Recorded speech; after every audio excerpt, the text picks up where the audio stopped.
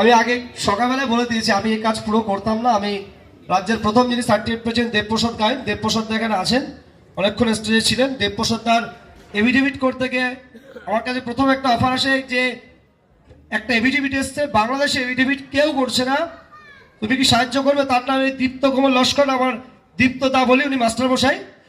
দীপ্ত দা নিজে একজন হাই স্কুলের শিক্ষক, সেটা মাদ্রাসা, কিন্তু হিন্দুর ছেলে। উনি প্রথম আমাকে অফার করেন যে একটা এভিডেভিট এসছে, কিছু করা যায় কি না, কেউ করতে চাইছে না বারাসাত কোর্টে। তখন আমার মিসেস কোয়েল বৈরাকে বলি এরকম একটা এভিডেভিট এসছে, তুমি একটু সই করে দাও, আমি ব্যস্ততার মধ্যে আছি, দাদার সঙ্গে আছে। সেই এভিডেভিট সই করি এবং যারা এই আন্দোলনের সঙ্গে যুক্ত আছেন, ঠাকুরবাড়ির প্রতিনিধি আমাদের সম্মানীয় সকলে আছেন, যারা আছেন তাদের অনুপ্রেরণা বা তাদের ঐকান্তিক চেষ্টা, এই সার্টিফিকেট যেগুলো আমি প্রথমে এভিডেভিট করেছিলাম 7, 8টা 9টা সব কটা অ্যালাউ হয়ে সার্টিফিকেট পেয়ে যায় এবং সেখান থেকে মোটামুটি মানুষজন জানতে থাকে। কিন্তু আমার বলছে আমি পুরো কাজ করতাম না। কিছু মানুষ সাহায্যে আসতো, দাদা এটা পারছি না, ওটা পারছি না। আমি শুধু ডকুমেন্টস, আমি বাংলাদেশে জন্মগ্রহণ করিনি, আমি ভারতবর্ষে জন্মগ্রহণ করেছি। আমি বাংলাদেশি সম্পর্কে আমার কোনো কনসেপ্ট ছিল না। ডকুমেন্টস দেখে দেখে দেখে দেখে অভ্যস্ত হয়ে আমি বাংলাদেশি মানুষের মতো হয়ে গেছি, অনেকটাই অবতার সিনেমার মতো। জঙ্গলে থাকতে থাকতে জঙ্গলে যেমন হয়ে যায়, পশুর মতো হয়ে যায়, আমি বাংলাদেশি সংসারে থাকতে থাকতে আমি সেরকম মানসিকতা হয়ে গেছি।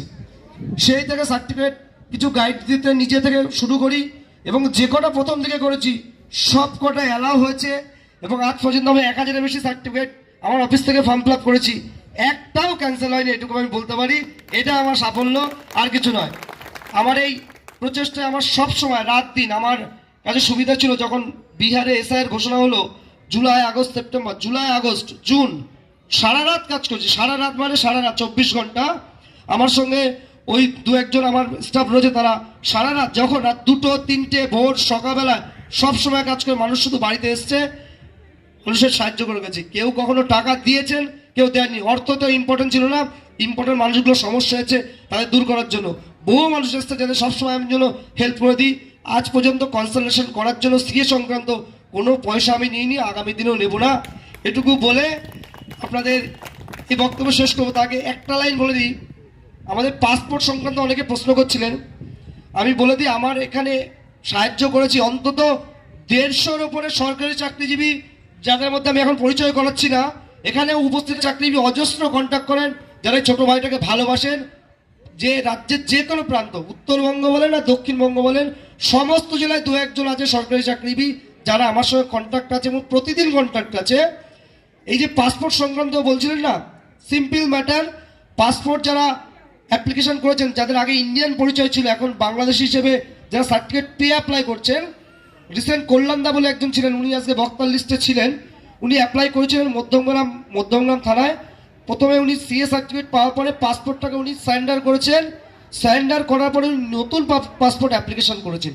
করার পরে রুবিতে ভেরিফিকেশন হয়েছে, সেখান থেকে আরওআরে ওনাকে পাঠিয়েছেন, সেখান থেকে ডাক পড়েছে লাস্ট পুলিশ ভেরিফিকেশন ডেট পড়েছে।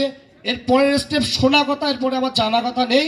আমি এটুকু বলতে পারবো, একজনের পুলিশ ভেরিফিকেশন ডেট পড়ছে, পরের স্টেপটা সঠিক আমি জানি না। অনেক বলেছেন, হয়তো সত্যি হতে পারে। আমার এটুকু জানা, যত স্টেপ বাড়বে আমি তত বলতে পারবো, যেটা জানি না সেটা বলি না। এটুকু বলে আমি মাইক্রোফোন সম্মানীয় অতিথি তুলে দেবো